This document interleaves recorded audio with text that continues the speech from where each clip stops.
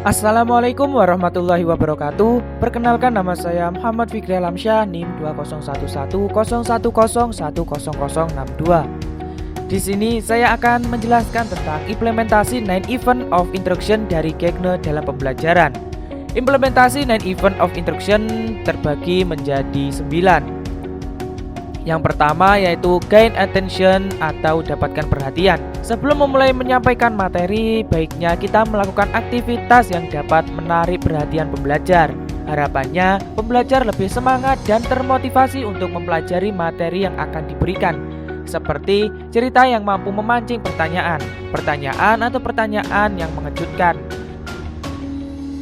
Yang kedua yaitu inform learner of objectives atau beritahu tujuan pembelajaran. Berikan penjelasan mengenai tujuan belajar yang akan dicapai. Tidak hanya itu, pastikan pembelajar paham kenapa mereka harus mempelajari materi tersebut dan ikut aktif berpartisipasi dalam proses pembelajaran. Beberapa hal yang harus disampaikan diantaranya performa yang dibutuhkan, kriteria performa yang harus dicapai, pembelajar ikut menentukan kriteria untuk standar performa. Yang ketiga yaitu stimulate recall of prior learning atau mengingat kembali. Event selanjutnya yaitu mengingat kembali pengetahuan atau keterampilan yang telah dipelajari sebelumnya. Hal tersebut dilakukan agar pengetahuan atau keterampilan tersebut terus diingat dan masuk ke memori jangka panjang. Kegiatan yang dapat dilakukan seperti menanyakan pemahaman mereka terhadap pengetahuan sebelumnya. Yang nomor 4 yaitu present stimulus material atau menyampaikan materi. Dalam menyampaikan materi, sebaiknya gunakan strategi agar pembelajaran menjadi lebih efektif dan efisien. Susun dan bagikan konten-konten agar pembelajar mudah memahami.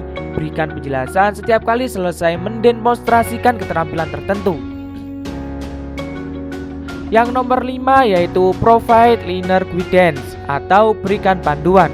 Pembelajar yang paling mahir pun akan menemukan kesulitan di tengah proses pembelajaran yang belum pernah ia pelajari.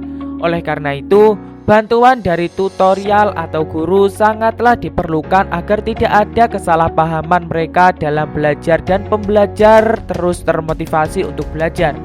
Seperti contoh, sediakan support saat diperlukan seperti petunjuk yang dapat hilang setelah pembelajar berhasil menjawab pertanyaan atau selesai mempelajari konten tersebut.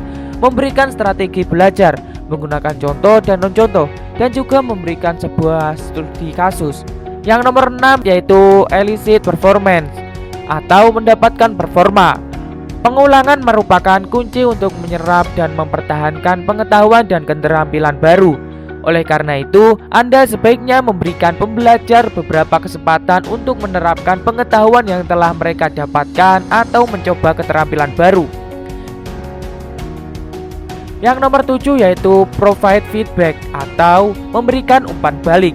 Memberikan feedback atau umpan balik yang konstruktif kepada pembelajar memungkinkan mereka untuk mengetahui di mana kelebihan dan kekurangan yang mereka miliki.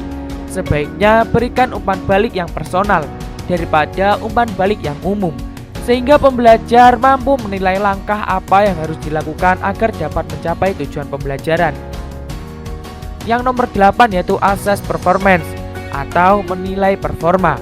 Maksudnya menilai pembelajar tidak hanya untuk mengukur kemajuan belajar mereka, tapi juga memberikan Anda kesempatan untuk mengenali titik kelemahan pada strategi belajar yang Anda terapkan.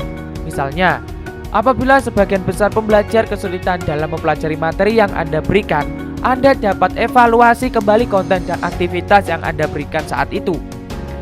Yang nomor 9 yaitu enhance retention and transfer atau meningkatkan daya ingat dan pertukaran pengetahuan. Setiap pembelajar harus selalu sadar atau mengetahui bagaimana penerapan pengetahuan atau keterampilan yang telah dipelajari. Hal tersebut dapat dilakukan dengan memberikan skenario dunia nyata, kisah sukses, atau studi kasus. Baik, cukup sekian dulu penjelasan dari saya. Jika ada salah kata, saya mohon maaf. Terima kasih. Wassalamualaikum warahmatullahi wabarakatuh.